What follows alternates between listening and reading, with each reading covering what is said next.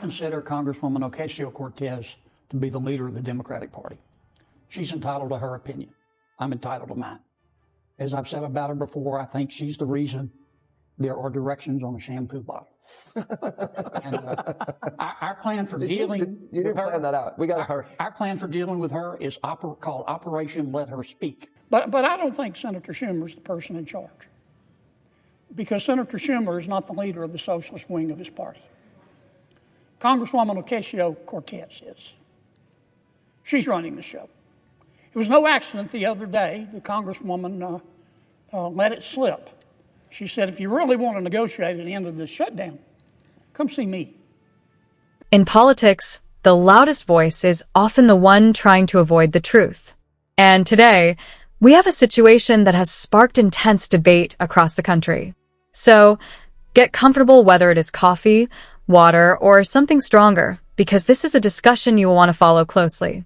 John Kennedy did not hold back when addressing the government shutdown situation. He strongly criticized what he described as political theater, using sharp remarks to make his point. His comments, including a controversial line about Alexandria Ocasio-Cortez, quickly drew attention and reaction from both sides. According to Kennedy, the situation reflects deeper issues within Washington, where disagreements have escalated into highly visible public conflict. He described the entire scenario as unnecessarily complicated and driven more by politics than practical solutions, suggesting that this shutdown debate highlights broader tensions within the system.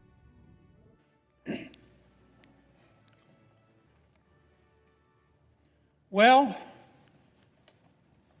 the shutdown melodrama continues. I love the smell of melodrama in the morning. It smells like the United States Senate. I said the other day that this shutdown is just further proof that human evolution is a slow process.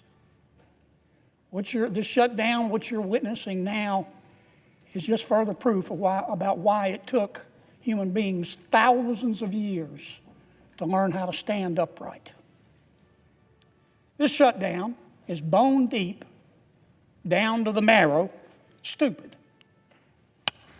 Some shutdowns are based on policy. Some shutdowns are based on politics. Some shutdowns are based on a combination of both. This one is pure. It's pure as ivory snow. This shutdown is based on politics. Let me tell you what's going on. I believe in a two-party system, Mr. President. Why? Because two parties create competition. And competition makes all of us better. It does.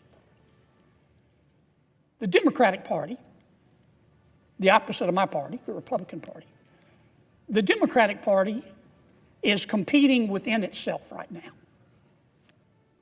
And there is a distinct wing of the Democratic Party that is winning that competition.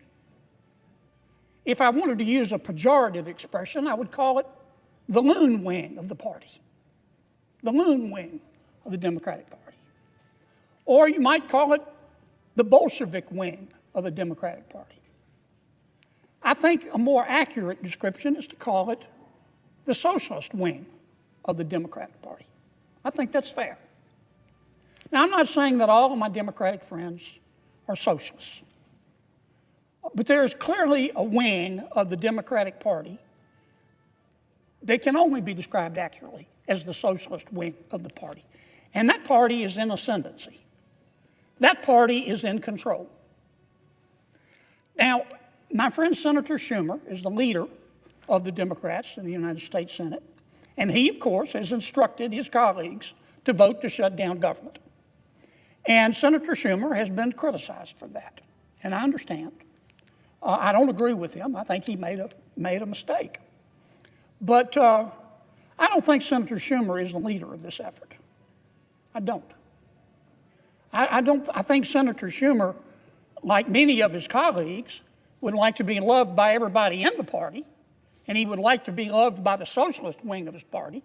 And I do think that's part of what is motivating this shutdown, and that's why I say it's all about politics. Any fair-minded person has to look right now and say that the two leading members, the quarterback, the two leading members of the socialist wing of the Democratic Party, the quarterback is Congresswoman Ocasio-Cortez. Now, her substitute is Senator Bernie Sanders, but I think it's the Congresswoman who's calling these shots.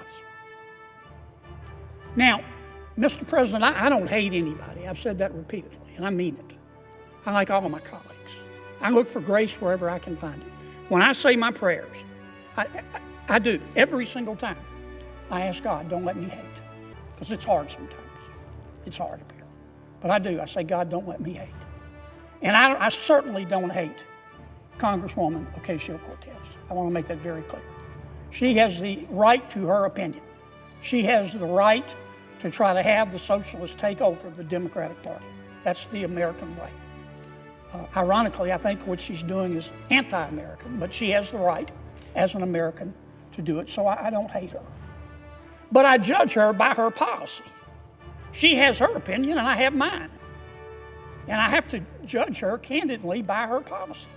Here is what the socialist wing of the Democratic Party, led by Congresswoman Ocasio-Cortez, has said to the American people and to the United States Congress and the Republicans in Congress. If you Republicans don't agree to make the federal government $1.5 trillion, not $1 million, not $1 billion, $1.5 trillion bigger, we're going to shut government down. Well, of course we said no. I'm not going to vote for that. My mother didn't raise a fool. And as I've said before, if she did, it was one of my brothers. I'm never going to vote for that. Now, where do I come up with this figure of $1.5 trillion? Well, the first thing that the socialists and Congresswoman Ocasio-Cortez is asking us to do is to repeal the health care reforms in the One Big Beautiful Bill. We just passed them. We just passed them. Here it is, Subtitle B, Health in the One Big Beautiful Bill. Now, we didn't cut Medicaid in the One Big Beautiful Bill. In fact, under our bill, Medicaid is going to increase 2% a year over the next 10 years. Now, what we did by reforming Medicaid, which Congresswoman Ocasio-Cortez wants us to reverse, we cut out the waste and the fraud. For example, we found out that there are, no kidding, I'm not just making this up, we found out that there are 2.8 million people on Medicaid who are double dipping in America. They're either signing up for Medicaid in Louisiana and Mississippi, double dipping, or they're signing up for Medicaid in Louisiana and they're signing up for the Obamacare subsidies. That's called cheating.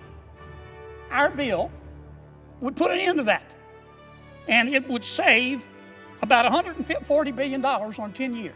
The socialist wing of the Democratic Party and Congresswoman Ocasio-Cortez want us to reverse that. The second thing we did in our health care reforms in the One Big Beautiful Bill is to say you've got to stop lying when you apply for Medicaid. Under President Obama, we had virtually no eligibility checks. People could walk in and the Medicaid folks would say, how much do you make a year? And they could say $30,000 a year. And they'd say, okay, you qualify. Now, I trust people. I've said it before on this floor. I play cards with my friends all the time. They're friends. I cut the cards anyway. We have found, for example, just in Louisiana, we did a statistical sample of the people on Medicaid in Louisiana. Our auditors found 1,600 people on Medicaid making $100,000 a year or more. That's cheating. So our bill put an end to that. John Kennedy argued that the current situation is less about policy differences and more about internal divisions, particularly within the Democratic Party. He suggested that different factions are competing for influence, with progressive voices, including Alexandria Ocasio-Cortez, playing a significant role in shaping the conversation. According to his perspective, this dynamic has made negotiations more difficult, with strong demands and competing priorities taking center stage. He pointed to policy disagreements involving spending, social programs, and broader economic approaches as key areas of conflict. During his remarks, Kennedy used humor and sharp rhetoric to criticize what he views as unrealistic demands and excessive government spending. His comments, especially those directed at Ocasio-Cortez, sparked strong reactions, highlighting the deeply polarized nature of current political debates. He emphasized the need for practical solutions, suggesting that temporary funding measures could allow more time for negotiation without escalating tensions. At the same time, he criticized what he sees as an all-or-nothing approach, arguing that compromise is necessary to move forward. Overall, the situation reflects a broader debate about priorities, governance, and the role of compromise in politics. As discussions continue, the coming weeks will likely determine whether leaders can find common ground or whether divisions will continue to shape the outcome.